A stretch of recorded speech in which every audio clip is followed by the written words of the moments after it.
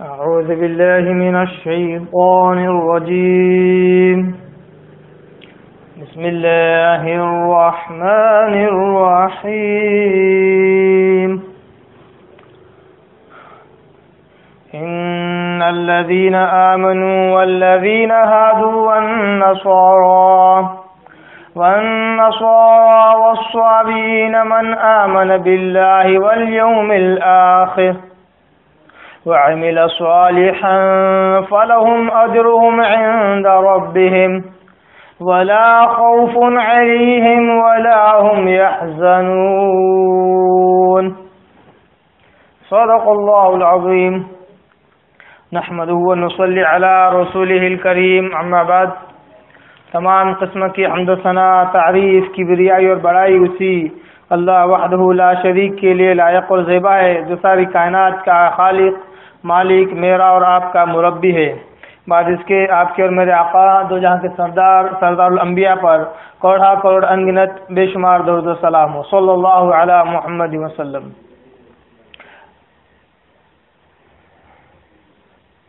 محترم بزرگوں، عزیز دوستوں، میری پردہ نشین ماں اور بہنوں، آج پھر میں نے اسی آیت کی تلاوت کی ہے جس کی تلاوت میں نے کل کی تھی۔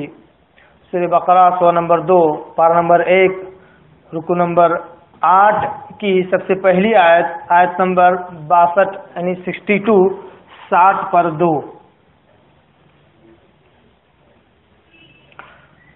جیسا کہ میں نے کل کہا تھا کہ یہ سورہ بقرہ کی یہ جو آیت ہے، آیت نمبر 62،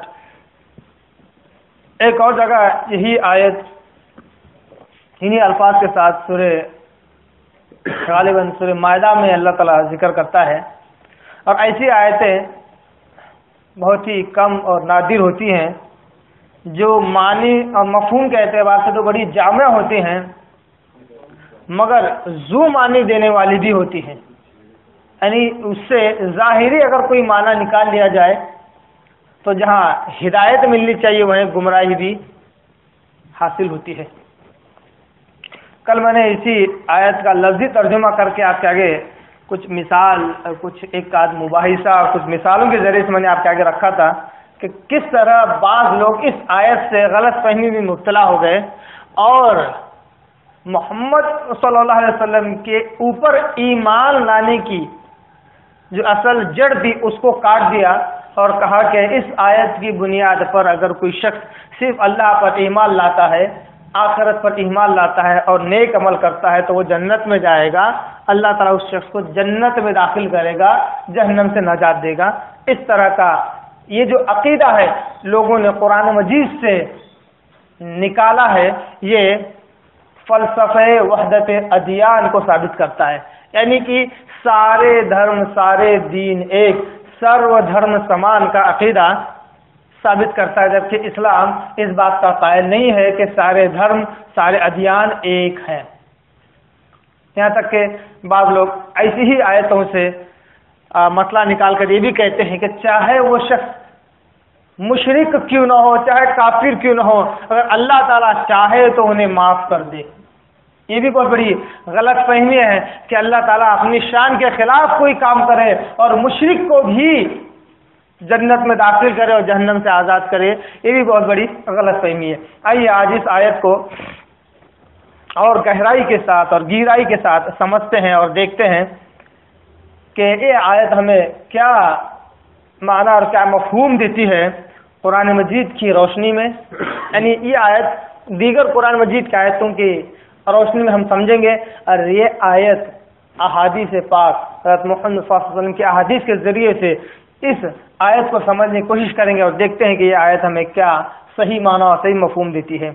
اللہ تعالیٰ کہتا ہے ان الذین آمنوا، بے شک وہ لوگ جو ایمان لائے، یعنی مومن لوگ، یہاں پر مسلمانوں کی طرف اللہ تعالیٰ مخاطب ہے۔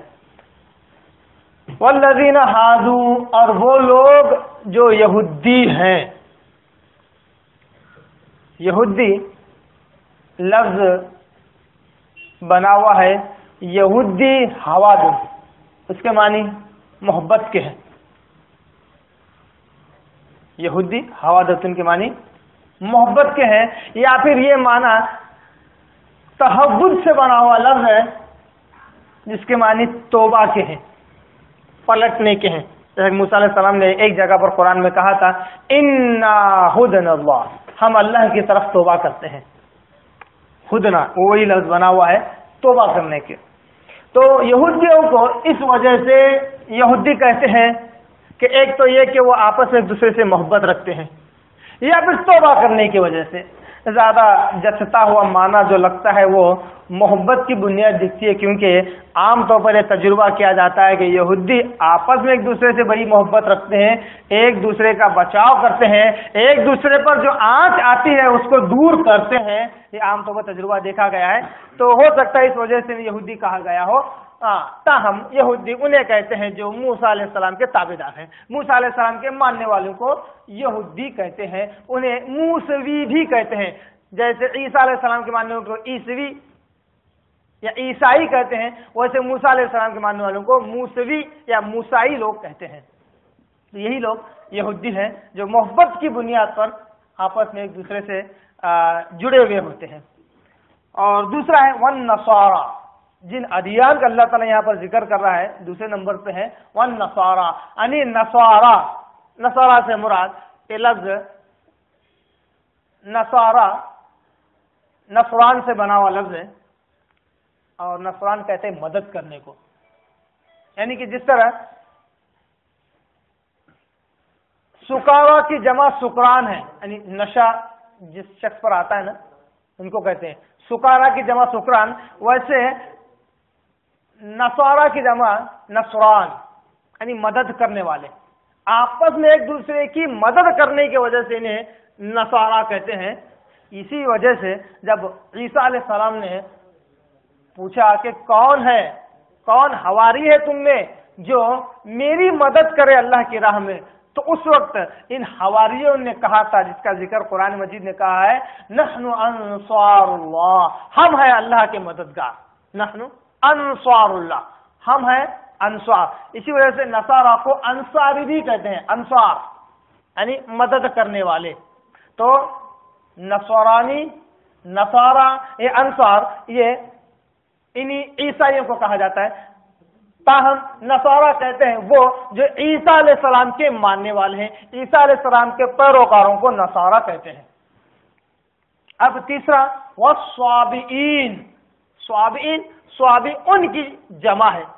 स्वाबीउन किन्हें कहते हैं?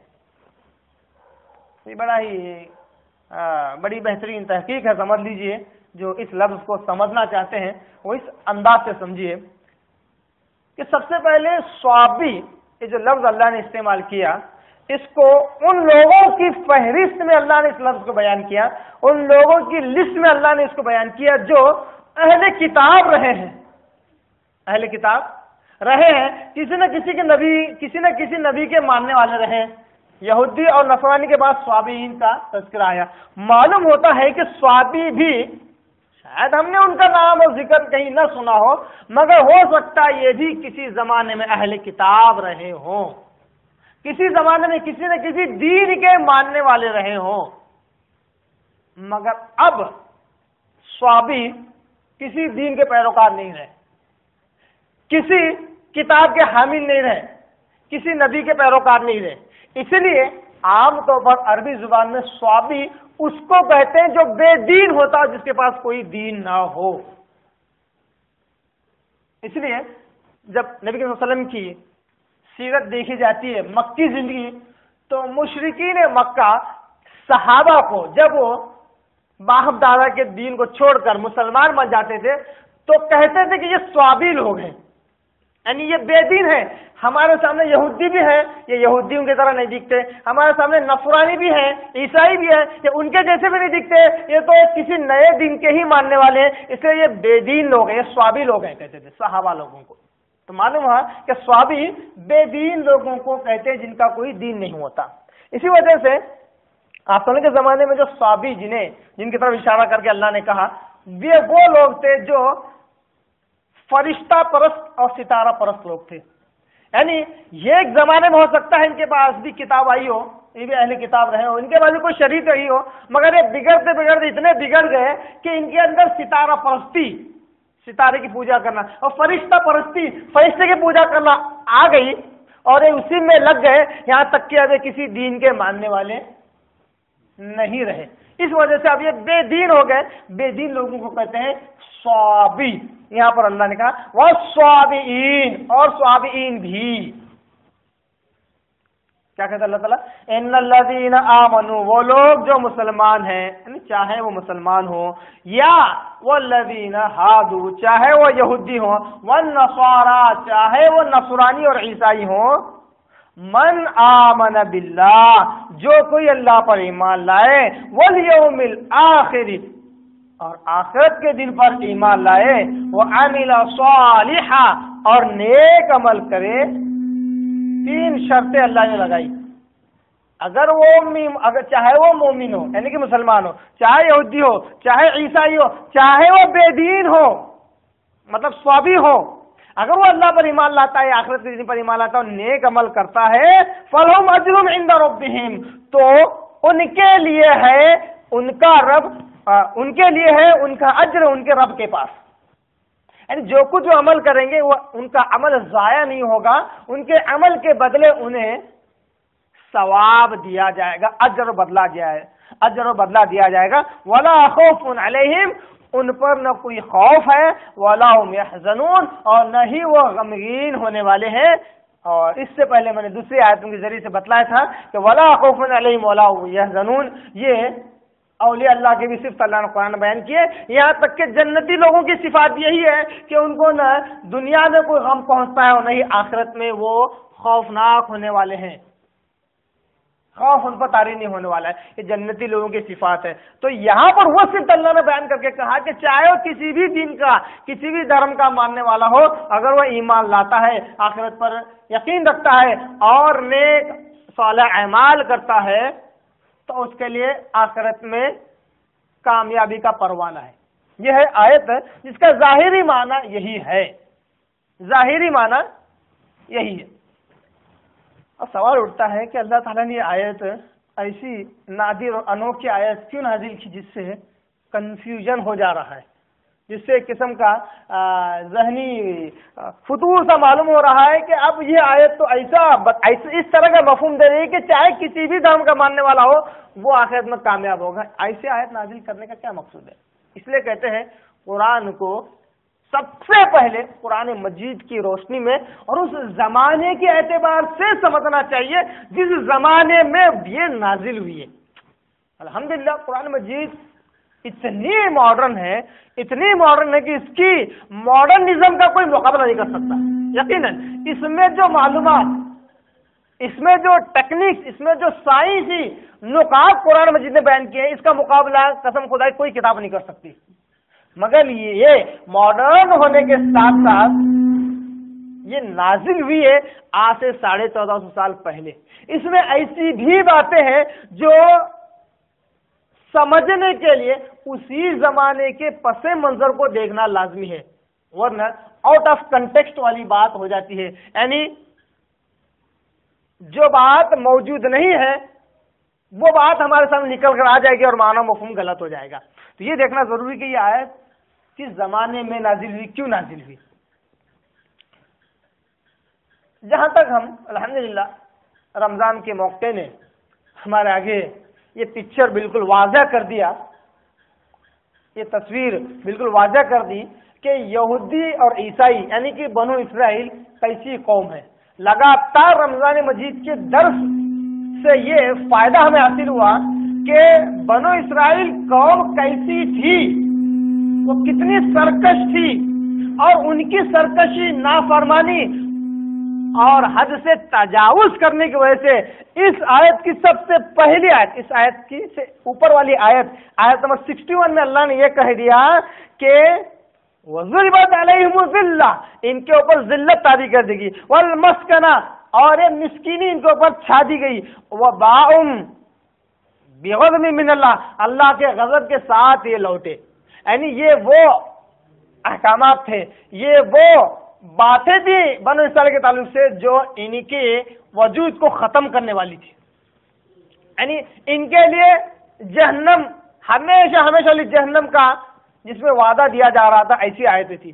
اب کسی کے ذہن میں لگاتار یہ باتیں بنو اسرائیل تاریخ سننے کے بعد، ان کی سرکشی، ان کی نافرمانی، اللہ اس کے رسول کے خلاف جو باتیں یا جو سرکشی انہوں نے کی ہے، یہ سننے کے بعد کسی کے ذہن میں یہ اشکال پیدا ہو سکتا تھا، یہ خیال پیدا ہو سکتا تھا کہ نبی کریم صلی اللہ علیہ وسلم کے مبعوث ہونے سے پہلے، ان کے آنے سے پہلے جو یہودی، جو عیسائی سچے اور پکے ایمان والے تھے اور اپنے وقت کے نبی کی تابعداری کرنے والے تھے، عبادت گزار تھے، روزے دار تھے، بااخلاق تھے، اسی حالت میں وہ مر گئے، اب ان کا کیا ہوگا؟ کیونکہ قرآن مجید نے تو بنو اسرائیل کے تعلق اتنا بیان کیا اور کہا کہ یہ سب سے رذیل قسم کی قوم ہے، سب سے زیادہ نافرمان اور سرکش قوم ہے۔ قرآن نے لگاتار ان کے تعلق اتنا بیان کیا کہ کسی کے ذہن میں یہ شبہ اور یہ اشکال پیدا ہو سکتا تھا کہ اس سے پہلے جو اچھے لوگ ہو گزرے ہیں ان کے ساتھ اللہ نے کیا کیا، یا اللہ تعالیٰ ان کے ساتھ کیا کرے گا آخرت میں۔ اور اشکال بھی بجا ہے، کسی کے ذہن میں یہ خیال آئے کہ ایسا ان کے ساتھ کیا ہوگا، تو اللہ نے کہا کہ میں ان کے ساتھ کیا کروں گا، یہ کروں گا، چاہے وہ یہودی ہو، چاہے وہ عیسائی ہو، چاہے وہ صوابی یعنی بے دین قسم کا بھی ہو، اگر وہ اپنے وقت کے نبی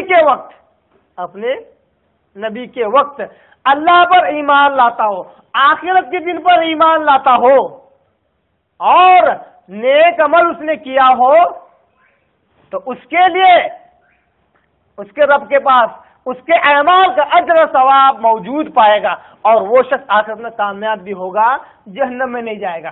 معلوم ہے کہ یہ آیت مقید ہے مفہوم بیان کرنے میں ان لوگوں کے ساتھ جو آپ صلی اللہ علیہ وسلم کے مبعوث فرمانے سے پہلے جو لوگ نیک، متقی، پرہیزگار، دیندار لوگ ہو گزرے ہیں، ان کے لیے، ہر زمانے کے لیے نہیں ہے، ہر زمانے کے لیے نہیں ہے۔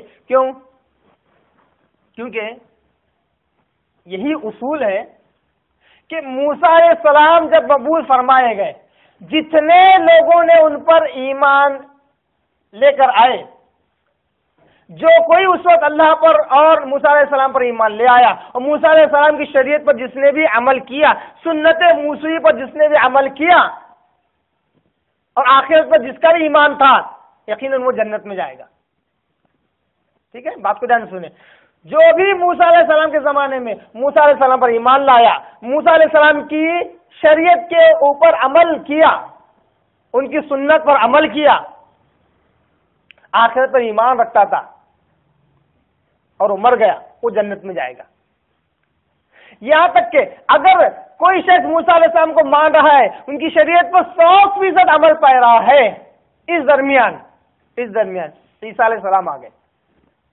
عیسیٰ علیہ السلام کے آتے ہی اس کے اوپر سارے شرائط تو جیسے ویسے رہیں گے، مگر نبی بدل جائے گا، فوراً اس پر عیسیٰ علیہ السلام کے اوپر ایمان لانا ضروری ہوگا، ان کی شریعت پر عمل کرنا ضروری ہوگا۔ اگر وہ پھر سے اللہ پر ایمان لائے، آخر پر ایمان لائے، نیک عمل کرے اور موسیٰ علیہ السلام کو نہ چھوڑے، تو بھی وہ گمراہ ہے اور جہنم میں جائے گا۔ یہ اصول ہے، موسیٰ علیہ السلام کو نہ چھوڑے اور عیسیٰ علیہ السلام کو چھوڑ دے، عیسیٰ علیہ السلام کے آنے کے بعد بھی، تو وہ شخص سارے تقوی، سارے پرہیزگاری اور سارا پکا سچا ایمان رکھنے کے باوجود بھی وہ شخص گمراہ ہوگا، اور قرآن مجید اور احادیث کی روشنی میں وہ جہنم میں ہوگا۔ یہ اللہ تعالیٰ کی سنت ہے، اللہ تعالیٰ کا یہ اصول ہی ہے۔ اسی طرح عیسیٰ علیہ السلام کو جو لوگ مانتے تھے، اللہ پر ایمان رکھتے تھے، عیسیٰ علیہ السلام کی شریعت پر جو لوگ عمل کرتے تھے، اسی حالت میں مر گئے، ان کے تعلق سے یہ آیت ہے کہ وہ ضرور جنت میں جائیں گے۔ ہاں، اس پر عمل کرتے کرتے ایسا ہوا کہ نبی صلی اللہ علیہ وسلم مبعوث فرمائے گئے، آپ صلی اللہ علیہ وسلم آگے نبی بن کر۔ اب جتنے لوگ عیسیٰ علیہ السلام کو مانتے تھے، ان پر سارے شرائط تو باقی ہیں، مگر شریعت اب محمد صلی اللہ علیہ وسلم کی چلے گی۔ محمد صلی اللہ علیہ وسلم کے اوپر ایمان لانا، ان کی سنت پر عمل کرنا، ان کی شریعت کی تابعداری کرنا ان پر لازم ہے۔ اگر انہوں نے کہا کہ نہیں، اب ہم عیسیٰ علیہ السلام کو نہیں چھوڑیں گے، تو ان کی ساری ایمان، ان کا سارا ایمان، ساری ایمانداری، سارا تقوی، پرہیزگاری اب ان کے لیے بیکار ہے، اب وہ گمراہی اور جہنمی کے جہنمی ہے۔ اب آخری نبی حضرت محمد مصطفیٰ صلی اللہ علیہ وسلم ہے، ان پر ایمان لانا اشد ضروری، ان کی شریعت پہ عمل کرنا ضروری. اب ان کے بعد کوئی نبی آنے والا ہی نہیں ہے، اس بات کی بھی یقین دہانی ہو چکی ہے. اب قیامت تک جتنے بھی لوگ آئیں گے سب پر اللہ پر ایمان لانا، آخرت پر ایمان لانا، نیک عمل کرنا، یہ سب کچھ کام محمد صلی اللہ علیہ وسلم کو مانتے ہوئے کرنا ہے. اللہ پر ایمان کیسے لائے گا؟ جیسے نبی بتلائیں گے. آخرت پر ایمان کیسے لائے گا؟ جیسے نبی بتلائیں گے، محمد صلی اللہ علیہ وسلم بتلائیں گے. نیک عمل کیسے کرے گا؟ نیک عمل کہتے کس کو ہے؟ نیک عمل کہتے کس کو ہے؟ عمل صالح کیسے کس کو کہتے ہیں؟ اس کے لیے میں نے کہا تھا کہ دو شرائط ہیں. عمل صالح کہتے ہیں ایک سب سے پہلے اخلاص ہو، للہیت ہو، اللہ کی رضا کے لیے وہ عمل ہو. دوسری شرط اس کے لیے دلیل موجود ہو، قرآن مجید سے یا احادیث نبویہ سے، قرآن مجید سے یا سنت نبویہ سے دلیل موجود ہو. یہ دو شرائط کی بنیاد پر عمل صالح کہلاتا ہے. تو عمل صالح نبی کے گائیڈ لائنز میں، نبی کی سنت کے حساب سے عمل ہو. یہ تینوں کام جس کا ذکر قرآن مجید نے کیا محمد صلی اللہ علیہ وسلم کی تابع داری میں ہو، تب جا کے یہ تینوں چیزیں قابل قبول ہوں گی. یہ ہے وہ آیت کا صحیح مفہوم جو ہمیں بیان کرتی ہے. یہ آیت کا صحیح مفہوم یہ ہے. اس لیے بعض مرسل روایتیں ہیں، اس میں آتا ہے کہ ایک مرتبہ سلمان فارسی رضی اللہ تعالیٰ عنہ آپ صلی اللہ علیہ وسلم کے پاس آیا اور کہا کہ اللہ کے رسول، میں اسلام لانے سے پہلے، فارس کے رہنے والے تھے سلمان فارسی رضی اللہ عنہ، میں اسلام لانے سے پہلے بعض ایسے لوگوں سے ملتا تھا جو بڑے متقی، پرہیزگار، نمازی، روزے دار بھی تھے، اللہ پر ایمان لانے والے بھی تھے، ایسے بھی تھے، بہت کچھ بیان کیا. ان کے تعلق سے آپ کا کیا خیال ہے؟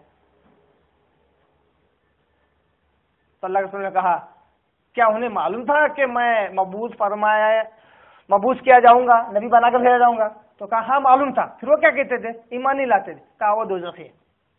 کہا وہ دوزخی ہے.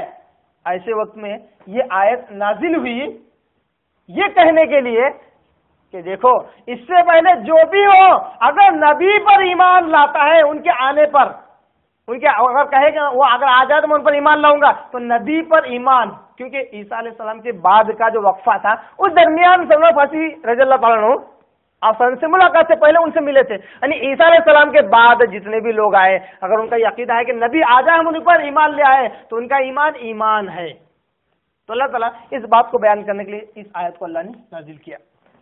اب آئیے اس آیت کو قرآن مجید کی دوسری آیت سے ہم دیکھتے ہیں. اللہ تعالیٰ سورہ آل عمران کے اندر سورہ نمبر 3 اس کی آیت نمبر 19 کے اندر اللہ تعالیٰ کہتا ہے، بڑی چھوٹی آیت ہے مگر جامع آیت ہے.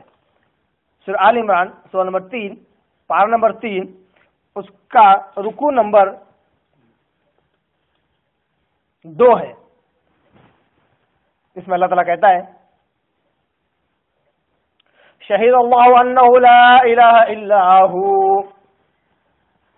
اللہ تعالیٰ گواہی دیتا ہے کہ وہ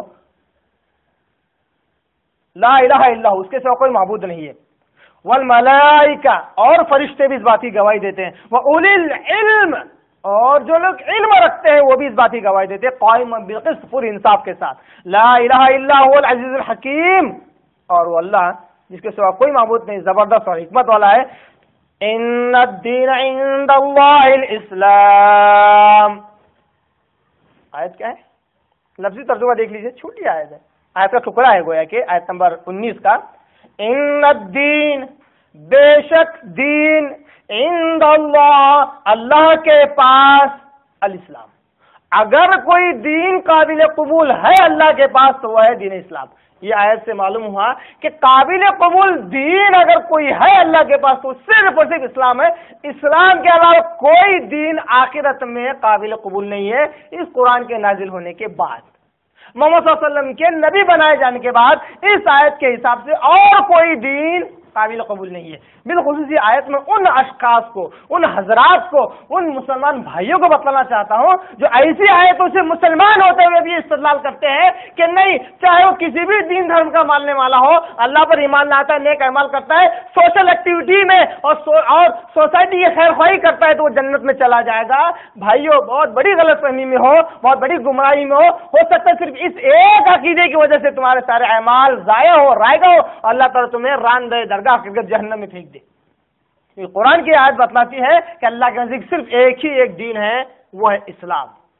اسی صورت میں ہم آگے بڑھتے ہیں، اگر سورہ آل عمران ہی کے اندر آیت نمبر 85 میں اگر ہم چلتے ہیں، آیت نمبر 85، اس میں اللہ تعالیٰ کہتا ہے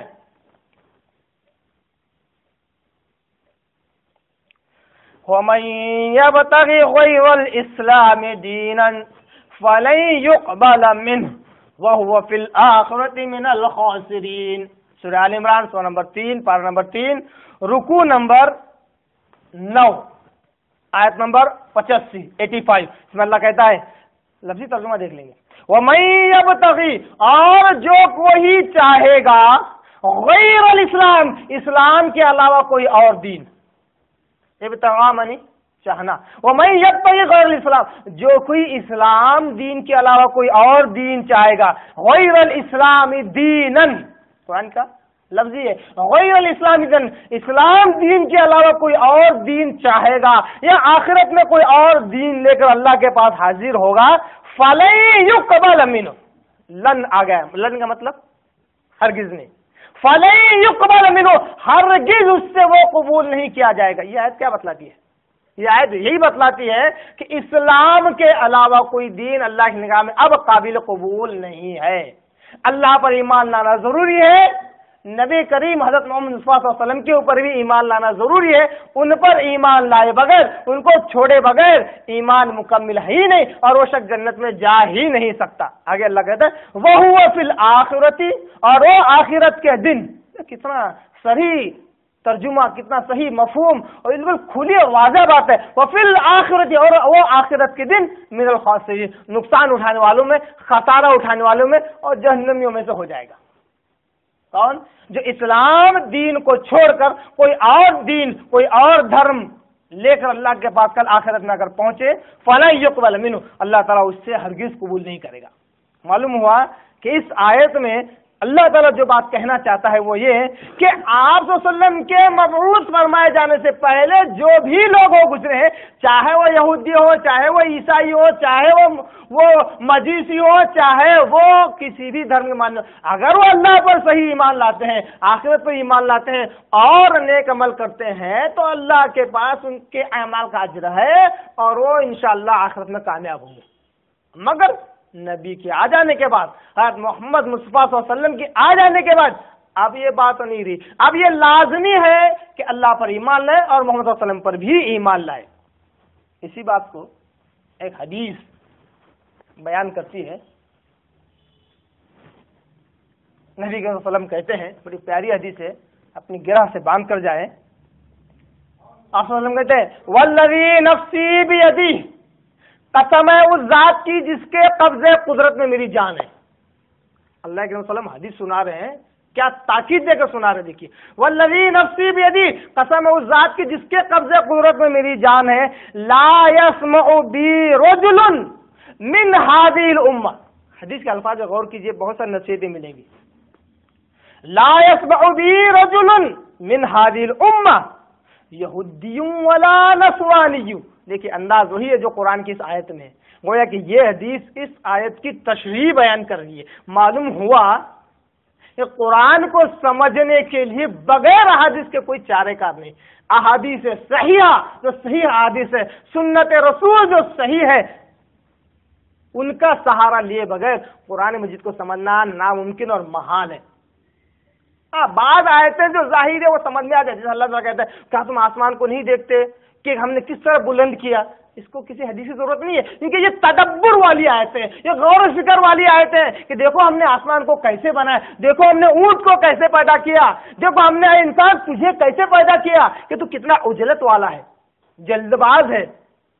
بہت ساری غور و فکر کی اللہ آیتیں بیان کرتا ہے، وہاں پر احادیث کچھ جگہ تشریح کرتی ہے، کچھ جگہ نہیں کرتی، مگر بعض آیتیں ایسی ہیں جو تفسیری ہیں۔ قرآن میں دو قسم کی آیتیں، ایک غور و فکر والی، اس کو تدبری آیت کہتے ہیں، اور دوسری تفسیری آیتیں۔ تفسیری آیتوں کے لیے قرآن مجید کا سہارا لینا، احادیث رسول کا سہارا لینا، صحابہ نے کس طرح سمجھا، تابعین نے اس کا سہارا لینا بہت ضروری ہے، اس کے بغیر وہ آیت صحیح سمجھ میں نہیں آتی۔ انشاءاللہ جس دن ہم آگے بڑھیں گے، بعض ایسی آیتیں آئیں گی کہ یقیناً اس کا معنی اگر دیکھیں گے تو بولیں گے ارے یار آج اس پر عمل کوئی کر ہی نہیں سکتا، ظاہری طور پر کوئی کر نہیں سکتا، احادیث کا صحیح معنی اور مفہوم بتلاتی ہے. یہ حدیث اس آیت کی تشریح کرتی ہے. کہتی ہے آپ صلی اللہ علیہ وسلم کہتے ہیں والذی نفسی بیدی، قسم اس ذات کی جس کے قبضہ قدرت میں میری جان ہے، لا یسمع بی رجل، چاہے وہ کوئی بھی شخص ہو جس نے میرے تعلق سے سنا. کیا کہہ رہے؟ سنا، صرف میرے تعلق سے اس نے سنا. من ہذہ الامہ، میں اس امت میں سے. آپ صلی اللہ علیہ وسلم امت کہہ رہے ہیں. کس کس کو کہہ رہے ہیں؟ یہودیوں والا نصرانیوں، چاہے وہ امت میری یہودی ہو یا نصرانی ہو. معلوم ہوا کہ یہودی اور عیسائی بھی آپ صلی اللہ علیہ وسلم کی امت میں ہی ہے. معلوم ہوا کہ اس دنیا کے جتنے بھی لوگ قیامت تک آنے والے سب کے سب آپ صلی اللہ علیہ وسلم کی امتی ہے.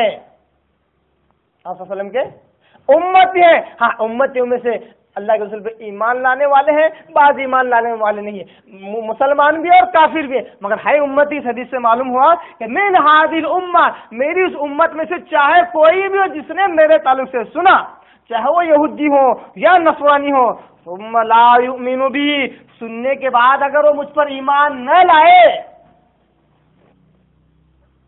میرے تعلق سننے کے بعد اگر وہ ایمان نہ لائے، الا دخل النار، الا دخل النار، تو وہ جہنم میں داخل ہوگا. یہ حدیث بتلاتی ہے کہ نبی کریم صلی اللہ علیہ وسلم پر ایمان لانا اشد ضروری ہے، چاہے وہ یہودی ہو، چاہے وہ عیسائی ہو، چاہے وہ ہندو ہو، چاہے وہ مجوسی ہو، چاہے صوابی ہو، چاہے سکھ ہو، کسی بھی دھرم کا ماننے والا ہو.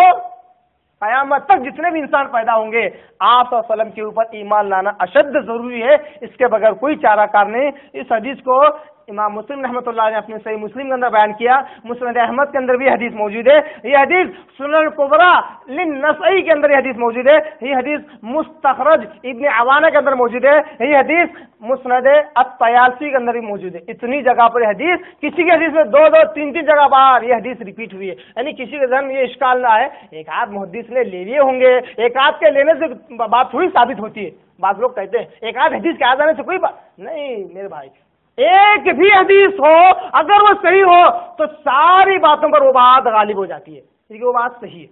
حق جو ہے وہ تھوڑا بھی ہوتا ہے تو باطل جو جھاگ کے برابر ہو اس پر غالب آ جاتا ہے.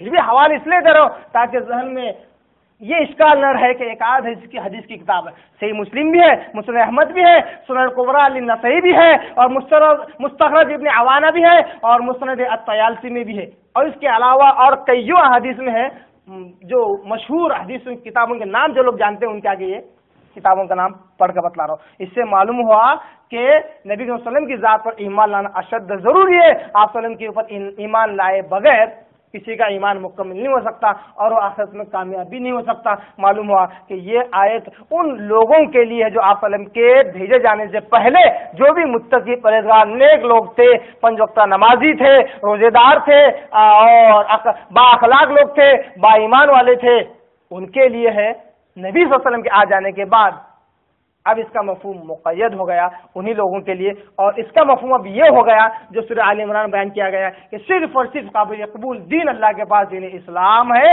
اس کے علاوہ کوئی دین اگر آخرت میں کوئی شخص لے جائے تو اللہ اس کو قبول نہیں کرے گا. اللہ تعالیٰ دعا کرتا ہوں کہ اللہ تعالیٰ ہمیں قرآن کو صحیح طور پر سمجھنے، اس پر عمل کرنے کی توفیق عطا فرمائے. اللہ تعالیٰ ہمارے اندر کی گمراہی کو دور کرے. اللہ تعالیٰ ہم مسلمانوں میں بالخصوص قرآن مجید اور احادیث کے تعلق سے جو غلط فہمیاں، اسلام کے تعلق سے جو مسکنسپشنز مسلمانوں میں پھیلتے جا رہے ہیں، اللہ تعالیٰ اس کو دور کرے اپنی رحمت سے، اپنے فضل سے. واخر دعوانا ان الحمد للہ رب العالمین.